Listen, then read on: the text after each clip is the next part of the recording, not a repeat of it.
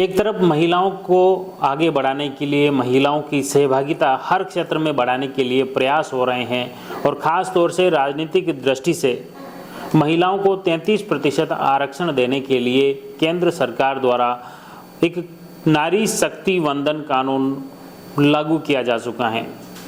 लेकिन अगर राजस्थान के विधानसभा चुनाव पर दृष्टि डालें और पुराना इतिहास देखा जाए तो कहीं न कहीं राजस्थान की विधानसभा के चुनाव में इस बार महिलाओं की सहभागिता काफ़ी कम रही है।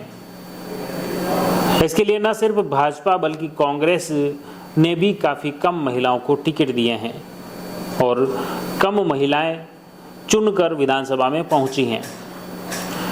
इसमें मुख्य रूप से आपको बता दें कि पिछले अगर 2008 के चुनाव की बात करें तो उस वक्त 29 महिलाएं विधायक बनकर विधानसभा में पहुंची थी और इस बार मात्र 20 महिलाएं रही हैं, 20 महिला विधायक चुनकर गई हैं।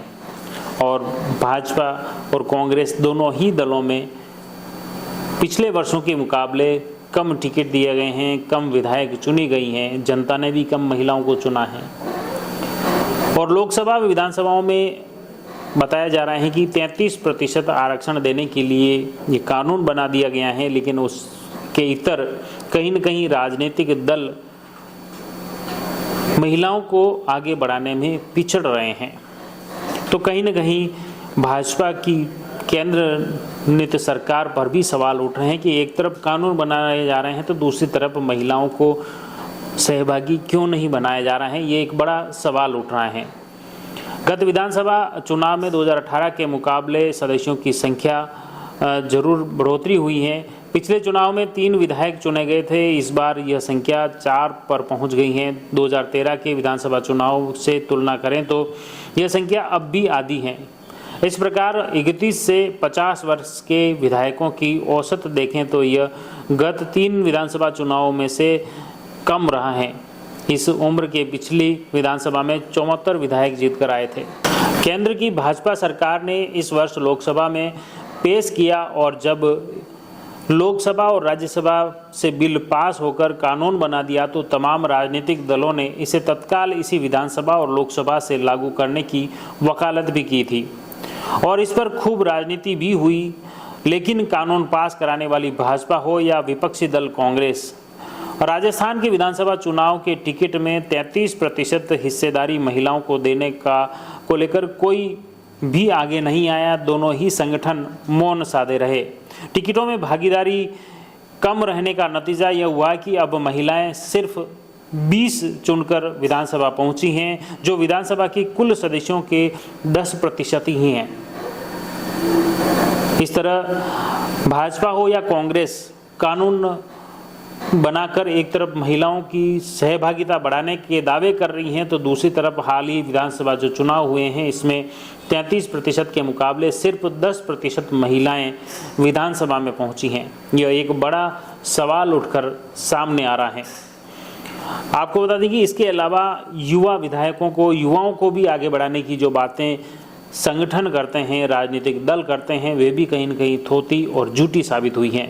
आपको बता दें कि विधानसभा चुनाव में युवाओं की संख्या को देखा जाए तो कोई बड़ा बदलाव नहीं देखने को मिला है। ज़्यादातर विधायक 31 से 60 वर्ष की उम्र के चुने गए हैं। इसके बाद 60 से 70 वर्ष के बीच के विधायकों की संख्या भी है। यह ट्रेंड लगातार चल रहा है। इसमें मामूली फेरबदल दिखाई दे रहे हैं। विधानसभा चुनाव 2023 में 25 से 30 वर्ष के 4 युवा विधायक बने हैं। इनमें से एक निर्दलीय और एक भाजपा का है। 2 विधायक नई बनी पार्टी बीएपी के विधायक चुनकर आए हैं। इसके अलावा 31 से 40 वर्ष की उम्र के युवाओं की संख्या 24 हैं।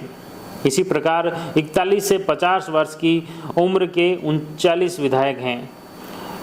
इनमें काफ़ी विधायक पहली बार चुनकर आए हैं। इस तरह अगर युवाओं को आगे बढ़ाने की बातें भी हो महिलाओं की तरह तो वो भी कहीं न कहीं राजनीतिक दलों ने इसमें भी रुचि नहीं दिखाई है। यह एक बड़ा सवाल उभर कर आ रहे हैं कि एक तरफ जहां केंद्र की भाजपा सरकार द्वारा महिलाओं को 33% आरक्षण देने के नाम पर कानून लाती हैं, उस पर पक्ष और विपक्ष डटकर बोलते हैं, बातें करते हैं, लेकिन हाल ही राजस्थान के विधानसभा चुनाव में धरातल पर वो परिणाम देखने को नहीं मिलते हैं।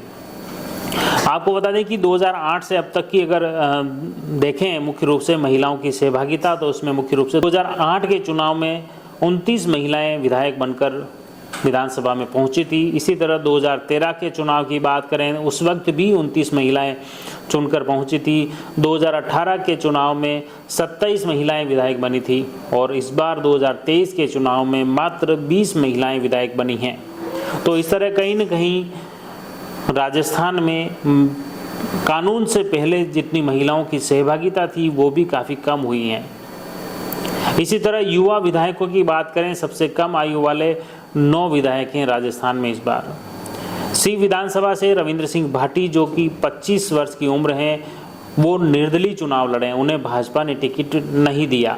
इसी तरह कोलायत से अंशुमान सिंह भाटी जिनकी 27 वर्ष उम्र है, दरियावत से थावरचंद 28 वर्ष उम्र हैं, आसपुर से उमेश मीणा की 30 वर्ष उम्र है, 84 से राजकुमार रोत 31 साल के हैं, सांगरिया से अभिमन्यु 32 वर्ष के हैं, पिपलदा से चेतन पटेल 32 वर्ष के हैं, परबतसर से विधायक रामनिवास गावड़िया 32 वर्ष और कामा से विधायक नौक्षम चौधरी भी 33 वर्ष की हैं। इस तरह ये युवा विधायक मुख्य रूप से बने हैं। सबसे अधिक आयु वाले विधायकों को अगर देखा जाए तो जो सबसे उम्र दराज हैं उनमें भी सबसे ज़्यादा उम्र वाले हैं किशनगढ़ बास से दीपचंद खेरिया जिनकी उम्र 83 वर्ष है। इसी तरह बूंदी विधायक हरिमोहन शर्मा भी 83 वर्ष की उम्र के हैं, जो काफ़ी उम्र दराज हैं। उन्हें भी वापस पार्टी ने मौका दिया, वो विधायक चुने गए।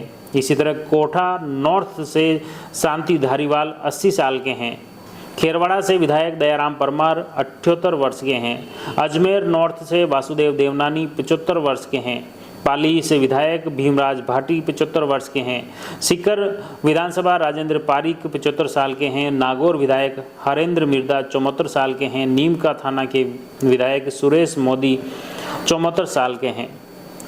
तो ये देखा जाए मुख्य रूप से कि उम्र दराज लोगों को भी वापस मौका दिया गया है, युवाओं को उतना चांस नहीं मिला है। तो महिलाओं को भी जो सहभागिता जिस तरह से राजनीति में बढ़ाने के दावे किए जा रहे हैं, कानून बनाए जा रहे हैं, उसके विपरीत उतने प्रयास राजनीतिक दलों द्वारा नहीं किए गए।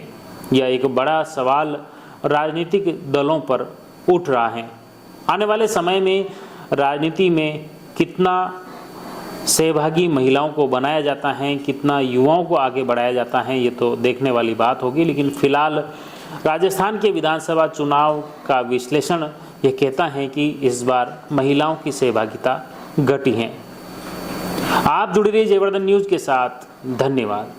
The Maruti Nandan grand Nathdwara स्थित एकमात्र ultra luxurious 5 star hotel, Rajsamand जिले की एकमात्र 5 star hotel the Maruti Nandan grand में भोजन की स्वादिष्ट थाली अब सिर्फ 290 रुपए में। श्रीनाथ जी की नगरी नाथद्वारा में इस सुनहरे अवसर का आनंद अवश्य उठाएं।